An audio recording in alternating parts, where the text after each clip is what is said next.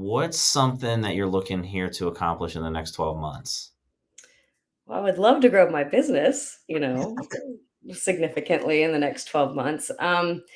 I think just do a better job of promoting myself and, being a little more active on social media. And it's so easy to get lazy.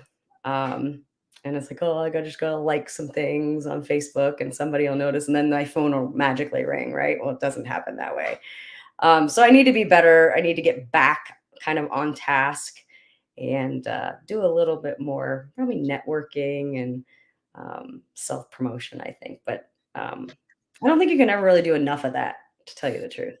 Well, as small business, like they don't teach you that kind of stuff in school, right? No. Like I was just talking to an agent earlier, and it was around that same thing. Like he's like, my first deal, I didn't even know what a request a remedy was. I said, none of us did. They don't teach you the business side of things in real estate school. They don't teach you how to stay top of mind and, to get out in front of, your sphere, or, how to go do internet lead generation or open houses or anything like that. Mhm. So Jody, what's a 5-year goal for you? I've kind of thought about like the whole broker thing. I don't know if I have the patience for that. Um, I actually thought about becoming a district director with Fathom, and maybe in 5 years. I'm actually really good friends with our district director here. I don't, Emily Ron Page.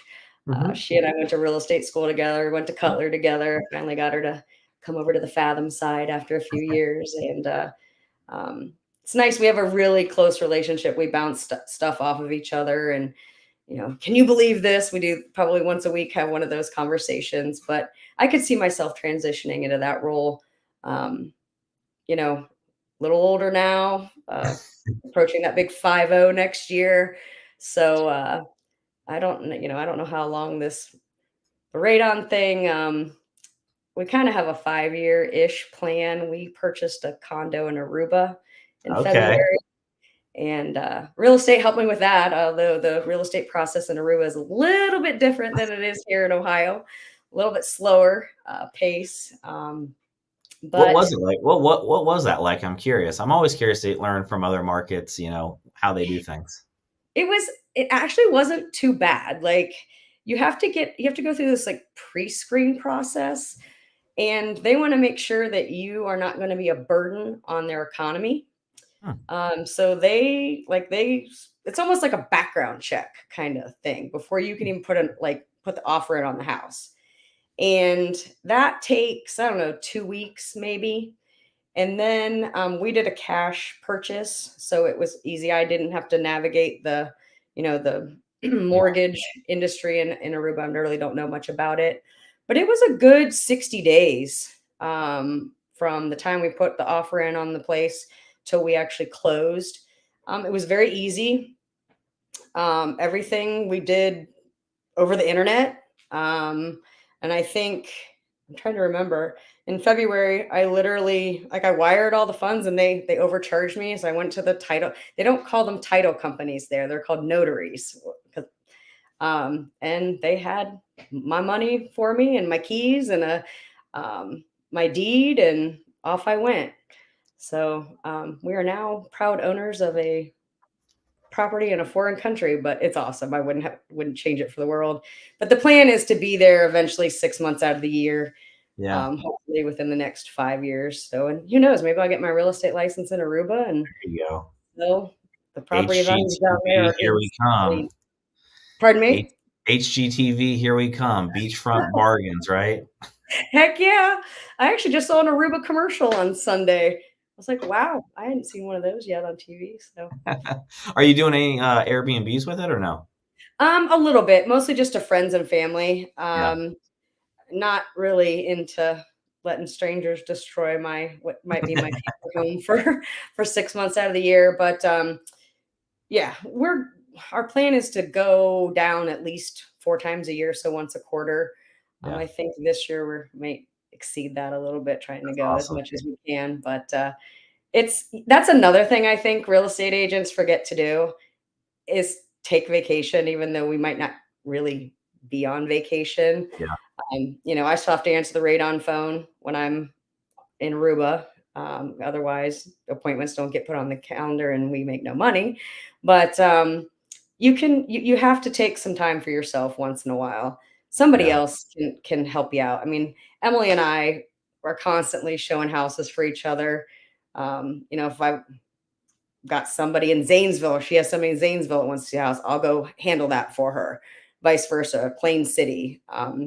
She'll handle that for me. So I think it's really important to have a colleague to talk to and help you out when you're in a jam, or even, cover for you while on vacation. You Yeah. can't do it all the time. Yeah. Jody, what's a legacy goal for you? What's something that Legacy. you're looking to hit when you're no longer here? Oh goodness, a legacy goal. That's big. Um, I asked this question because I feel like it's one. A lot of people ask the 1 year, right? The five mhm. year, the 10 year. Hey, what's your 15 year? But no one really asks like for me, like what's that North Star? Like what's that thing that you're going after? I mean, like to retire, not have to work until I'm 80, which, I can still do real estate, Yeah, that would be a big deal. yeah, As far as legacy stuff, like we're big animal supporters. We have two dogs. I am like the person that cries when the ASPCA commercials come yeah, on. yeah, So it's like as far as leaving a legacy, like if I had leftover money, I would love to do something that would support um, you know, shelter animals, that kind of thing. So what I would really love is to have a kennel, not even a kennel. Let's not call it a kennel. I'd love to be the sanctuary yeah. where all the dogs that nobody wants could come. Um, I would never be able to part with any of them, and it would be a sad day when they made it over the rainbow bridge. But that's probably my ultimate dream, would be to have just this place where all the dogs, not yeah, probably just dogs, could live out the rest of their life in the best case scenario. It's in Aruba, right? It's got to be in Oh, Aruba.